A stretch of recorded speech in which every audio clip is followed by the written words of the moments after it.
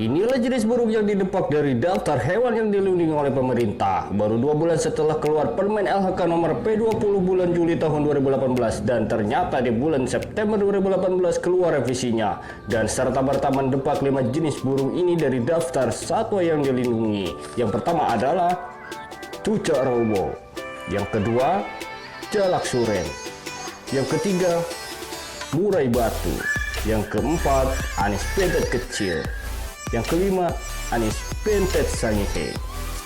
Semoga informasi ini bermanfaat untuk kalian semua ya. Jangan lupa subscribe. Salam Kicau Mania Indonesia. Bye-bye.